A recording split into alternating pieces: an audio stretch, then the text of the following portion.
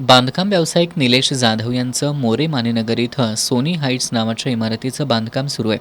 साळोखेनगर परिसरात राहणारा संशयित फैयाज नागरजी हा फ्लॅट खरेदीच्या बहाण्यानं निलेश जाधव यांच्या बांधकामाच्या ठिकाणी गेला होता. या निमित्तानं जाधव यांच्यासोबत ओळख वाढवून 29 एप्रिलला त्यानं अपहरण करून त्यांना रुईकर कॉलनीतील अजित तिवडेच्या कार्यालयात नेलं. तिथं दिवसभर डांबून ठेवत 1 कोटी रुपयांची खंडणी दिल्याशिवाय जिवंत सोडणार नाही अशी धमकी दिली.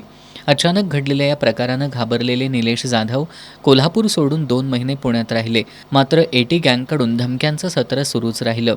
यातील फिर्यादी निलेश जाधव हे यांचा कन्स्ट्रक्शनचा व्यवसाय आहे. ते व्यवसायाने बिल्डर आहेत.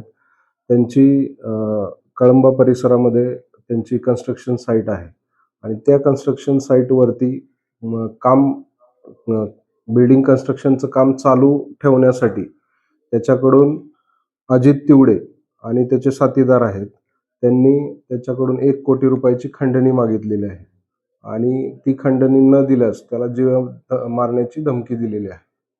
6 जूनला सकाळी फैयाज हा साथीदारांसह निलेश यांच्या कार्यालयात गेला आणि जाधव यांचे भाऊ प्रताप यांना दमदाटी करत अजितदादांनी सांगितल्याप्रमाणे पैसे दिल्याशिवाय काम सुरू करायचं नाही अशी धमकी दिली. तर 8 जूनला जाधव हे पत्नीसोबत जात असताना फैयाज आणि संजय यांनी पाठलाग करून त्यांना गाठलं आणि आमचा विषय मिटवल्याशिवाय काम सुरू करायचं नाही अशी धमकी दिली. अखेर निलेश जाधव यांनी याबद्दल जुना राजवाडा पोलीस ठाण्यात तक्रार दाखल केली. 30 तारखेला पोलीस स्टेशनला ते तक्रारदार आले आणि त्याच दिवशी त्यांचा गुन्हा दाखल करून संबंधित 5 आरोपीपैकी 4 आरोपींना अटक करण्यात आलेली आहे. तक्रारीनंतर पोलिसांनी कुख्यात गुंड अजित तिवडे, फैयाज नगराजी, श्रीधर उर्फ लखन माने आणि संजय किरणगे उर्फ मायाभाई या चौघांना अटक केली आहे. अजित तिवडेचा चालक लाला शेठसह इतर संशयितांचा शोध सुरू आहे. न्यायालयानं चौघांना 6 जुलैपर्यंत पोलीस कोठडी सुनावली आहे. अजित तिवडे हा कोल्हापुरातील कुख्यात एटी गँगचा म्होरक्या मानला जातो. त्याच्यावर खून, दरोडा आणि खंडणीसह 9 गंभीर गुन्हे दाखल आहेत. गांधीनगर दरोडा, सांगलीतील कोल्हे खून प्रकरण आणि सायबर चौकातील अवधूत माळवी खून प्रकरण अशा अनेक गंभीर गुन्ह्यांमध्ये त्याचं नाव समोर आलंय. त्याचा साथीदार फैयाजवर 6 तर संजयवर 4 गंभीर गुन्ह्यांची नोंद आहे. त्यामुळे व्यावसायिकांमध्ये या गँगची मोठी दहशत असल्याची चर्चा आहे. अजित तिवडे यानं अलीकडेच महागड्या गाड्या खरेदी केल्याची आणि थार गाड्या भेट दिल्याची चर्चा सुरू आहे. दरम्यान अजित तिवडेसह त्याच्या गँगमधील कुणाकडून कुणाला धमकी देण्यात आली असेल तर कोणतीही भीती न बाळगता नागरिकांनी पोलीस ठाण्यात तक्रार दाखल करावी असं आवाहन पोलीस निरीक्षक किरण लोंढे यांनी केलंय. नागरिकांना आवाहन करण्यात येत आहे की सदर आरोपी हे रेकॉर्डवरचे गुन्हेगार आहेत.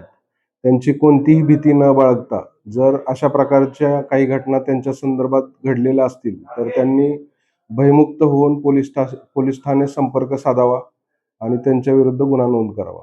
आमचा कोटीचा विषय संपव मगच तुझं बांधकाम सुरू कर अशी धमकी देत अजित तिवडे गँगनं बांधकाम व्यावसायिकाला लक्ष्य केल्याचा आरोप होतोय. बिहार, उत्तर प्रदेशमधील गुंडगिरीसारखी भाषा आता कोल्हापुरात ऐकायला मिळत असल्याची चर्चा या घटनेनंतर शहरात रंगली आहे. मुंबई उच्च न्यायालयानं अटी शर्तींवर अजित तिवडेला जामीन मंजूर केला असला तरी तो आता ज्या पद्धतीनं आपलं बस्तान बसवू पाहतोय त्यातून समाजात भीतीचं वातावरण तयार होऊ लागलं असून पोलिसांनी निलेश जाधव खंडणी प्रकरणासह अजित तिवडे आणि त्याच्या इतर कारनाम्यांची माहिती घेऊन या गँगचा बंदोबस्त करण्याची मागणी होतीये.